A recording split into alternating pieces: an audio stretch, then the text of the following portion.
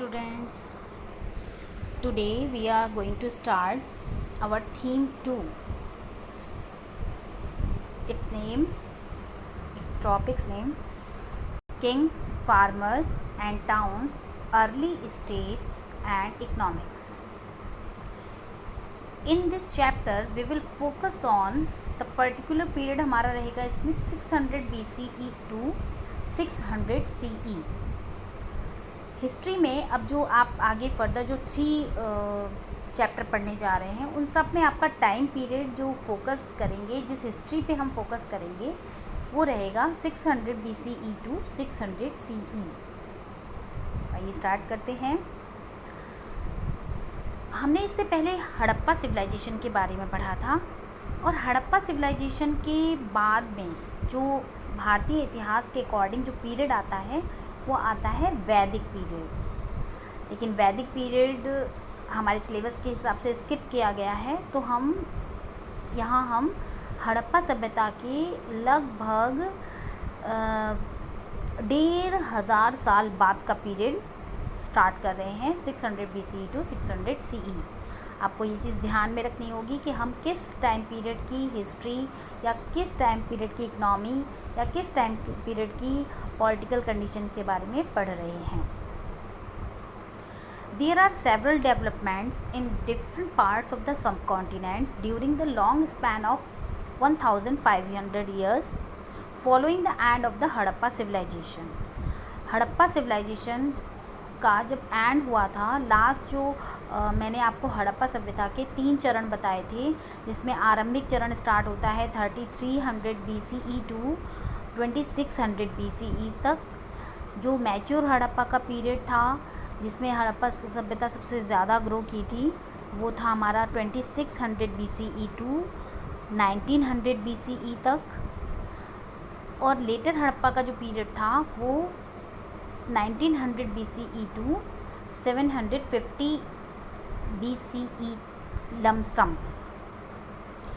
तो हड़प्पा सभ्यता के जो 1500 साल तक क्या हुआ और क्या वहाँ की कैसे लोग की बसावट वहाँ पर हुई, इस सब के बारे में क्या चेंजेस आए, आगे जो कल्चर बसा वो कहाँ बसा, क्यों बसा, कैसे बसा, इस सब के बारे में हम इस चैप्टर में पढ़ेंगे.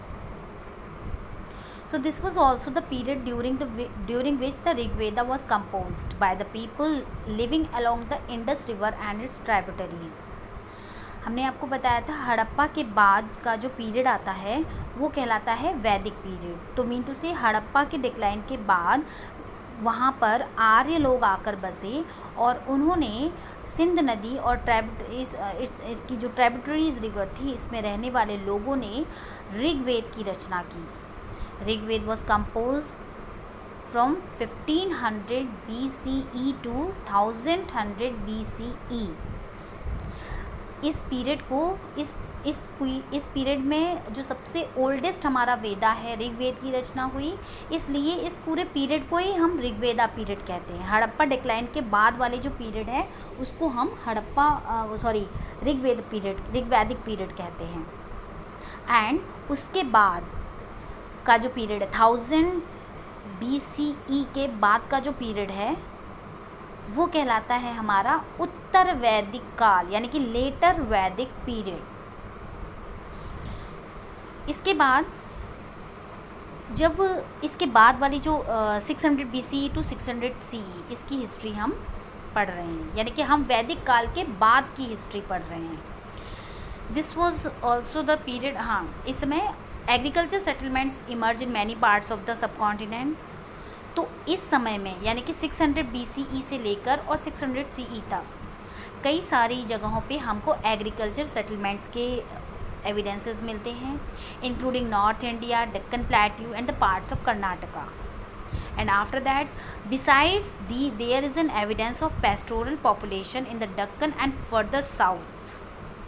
यहाँ पर हमको पेस्टोरल पॉपुलेशंस के भी एविडेंसेस मिलते हैं जो कि हमको डेक्कन और फर्दर साउथ में दिखाई पड़ते हैं.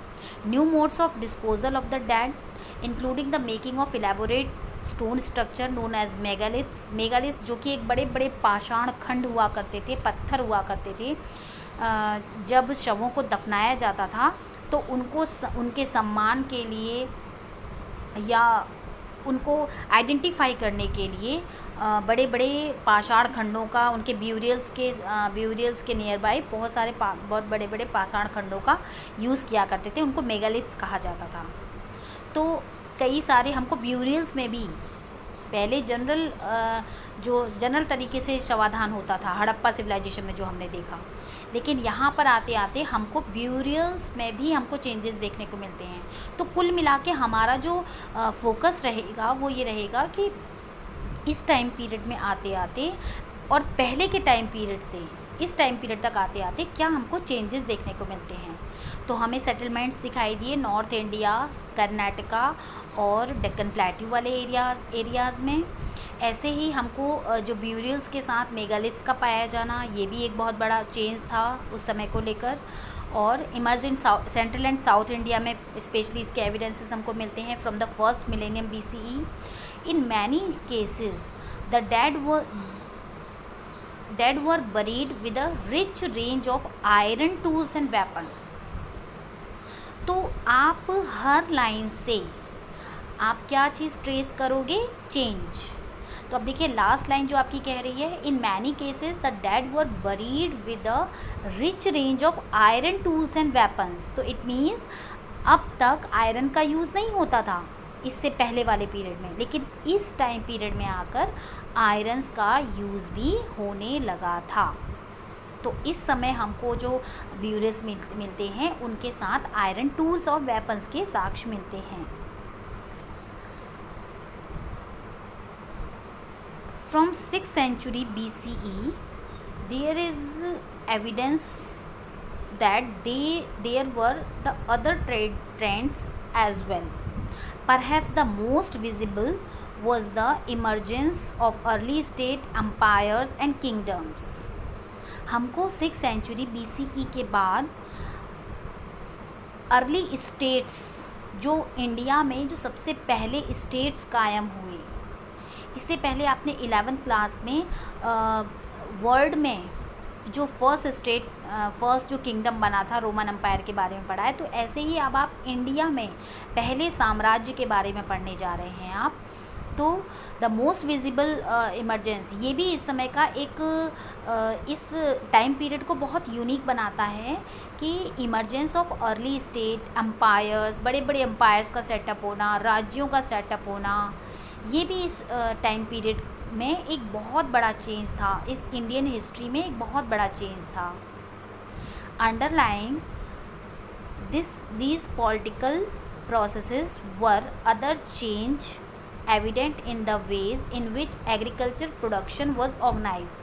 हम इन चेंज को एग्रीकल्चर प्रोडक्शन किस तरीके से ऑर्गेनाइज किया जाता था उस संदर्भ में भी देख सकते हैं। मतलब कि कहने का मतलब वो सीधा ये कहना चाह रहे हैं कि जो इस टाइम पीरियड में जो ट्रेड था, क्योंकि हम सभी जानते हैं कि एक सिटीज़ कब इमर्ज हुए थे, सिटीज़ और राज्य तब इमर्ज हुए जब एग्रीकल्चर प्रोडक्शन बढ़ा।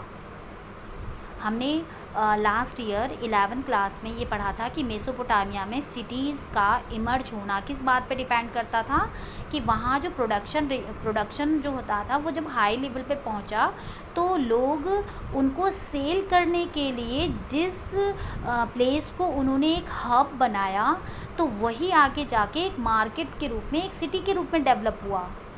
तो हम यहाँ भी सेम प्रोसेस से ही इमरजेंस ऑफ सिटीज़ को पढ़ेंगे कि एग्रीकल्चर प्रोडक्शन जो जिस तरीके से ऑर्गेनाइज हुआ उससे हम इमरजेंस ऑफ सिटीज़ के बारे में पढ़ेंगे।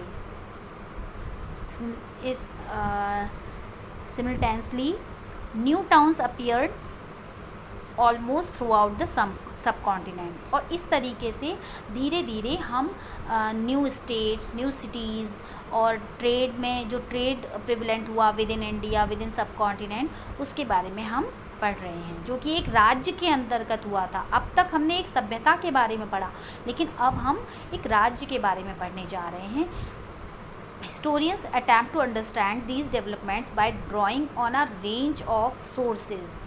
You know very well that हमारे पास जो किसी भी टाइम पीरियड की हिस्ट्री को जानने के जो सोर्सेस होते हैं वो inscription, tags, coins and visual material होते हैं। और इन सब के अभाव में हमने हड़प्पा सभ्यता में जिनको एक सोर्स के रूप में लिया था वो थे आर्टिफैक्ट्स, क्योंकि उस टाइम के हमारे पास टैग्स और कॉइन्स वगैरह नहीं अवेलेबल हैं, नहीं मिले हैं। लेकिन इस टाइम पीरियड में 600 BCE से लेकर और 600 CE तक का जो हम पीरियड पढ़ रहे हैं, इसमें आपको बहुत सारे इंस्क्रिप्शंस, कॉइन्स और टैग्स वगैरह एज अ सोर्स मिलते हैं। As we will see, this is a complex process. You will also notice that these sources do not tell the entire story, क्योंकि इंस्क्रिप्शन जो कहता है उसको हमें टेक्स्ट में देखना पड़ता है, और टेक्स्ट जो कहता है उसको हमको किसी अदर सोर्स से पढ़ना पड़ता है, तब जाके हम हिस्ट्री फॉर्म कर पाते हैं। तो कोई एक सोर्स जो है वो पूरी एंटायर स्टोरी को नहीं कहता। ये सभी जो पूरी हिस्ट्री जो फॉर्म होती है वो किसी एक सोर्स के बेस पर नहीं हो सकती। After that the define of epigraphy. Epigraphy is the study of inscription. So हमारा फर्स्ट टॉपिक कहलाता है, फर्स्ट टॉपिक है हमारा प्रिंसिप एंड पियदसी।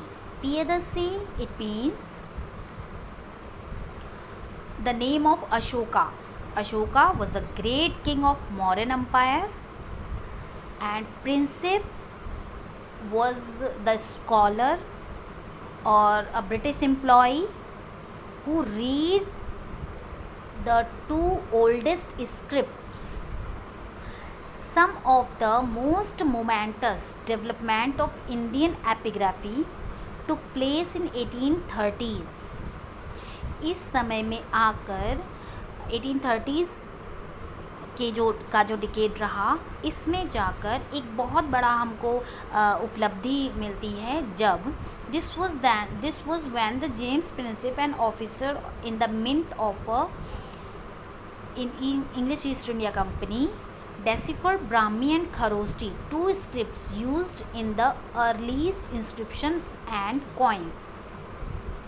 जो हमको इस टाइम पीरियड के 600 BCE टू 600 CE के जो अर्लीस्ट इंस्क्रिप्शंस मिले हैं, उनमें ब्राह्मी और खरोष्ठी को विशेष रूप से इन दोनों जो स्क्रिप्ट्स में हमको इंस्क्रिप्शंस और कॉइन्स में ये स्क्रिप्ट्स हमको देखने को मिलती है। जब उसको डेसिफर्ड किया गया, उसको पढ़ा गया, उसका अर्थ निकाला गया, तो this was the great achievements. और ये अचीवमेंट्स हमको जेम्स प्रिंसिप की वजह से मिली थी। He found that most of these mentioned a king referred to as पियदसी।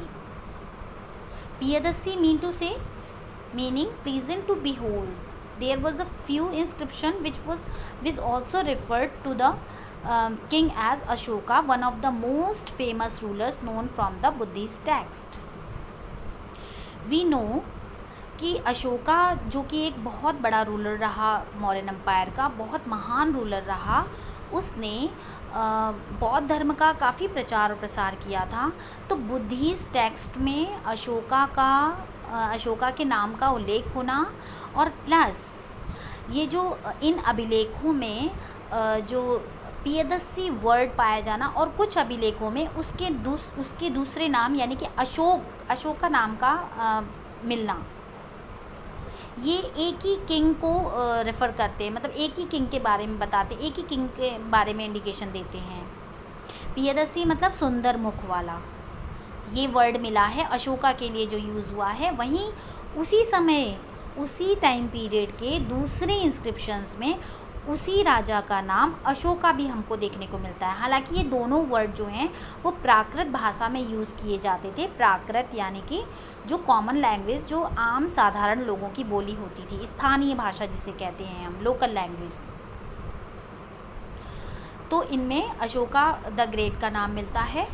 ये इंस्क्रिप्शन हमको बताते हैं कि अशोका, फिर धीरे धीरे जब इन अभिलेखों को, जब इन कॉइन्स को पढ़ा गया, तो फिर उसके बारे में बहुत सारी हमको अशोका के बारे में, मौर्य साम्राज्य के बारे में इंफॉर्मेशन मिलती है। This gave a new direction to investigation into early Indian political history, as European and Indian scholars use inscription texts compose a variety of language to reconstruct the lineage of major dynasty that had ruled the subcontinent. जब इस direction में ये बहुत बड़ी achievements हमको मिली, तो उसके बाद स्कॉलर्स ने ग्रीक और इंडियन इंस्क्रिप्शंस को पढ़ना स्टार्ट किया, और इससे उनको उन मेजर डायनेस्टीज़ के रूलर्स के बारे में बहुत सारी जानकारियाँ मिली जो उस समय उस सब में राज करते थे. मतलब जो पहल की वो जेम्स प्रिंसेप द्वारा डेसिफर्ड की गए उन इंस्क्रिप्शंस ने की, और उसके बाद कई सारे टैक्स को पढ़ा गया, कई सारे अदर कॉइन्स को पढ़ा गया, और उसके बाद मौर्यन या फिर आप कह सकते बहुत सारे रूलर्स थे उस समय. शुंगा हरण्यक डायनेस्टी थी, और शिशुनाग वंश था, और नंदा डायनेस्टी थी, मौर्य डायनेस्टी थी. उन सब के बारे में फिर एक के बाद एक हिस्ट्री फॉर्म होती चली गई. As a result the broad contours of the political history were in place by the early decades of the 20th century. और 20th सेंचुरी तक आते आते हमारे पास उस अर्ली स्टेट्स, उन अर्ली किंगडम्स के बारे में एक अच्छा खासा जो डिस्क्रिप्शन था वो मिल गया था. Subsequently scholars began to shift their focus to the context of political history investigation, whether there were connection between political change and economic and social development. It was soon realized that while there were links, these were not always simple or direct. Exactly.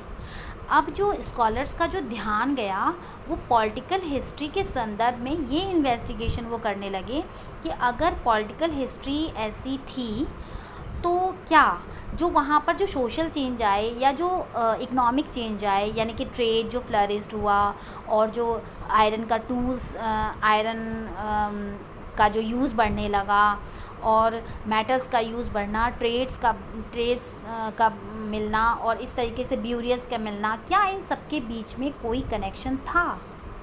लेकिन सून दे realise that कि connection तो था, लेकिन हमको वो connections अलग अलग पढ़ने के बाद फिर उसको जोड़ के एक हिस्ट्री फॉर्म करनी थी.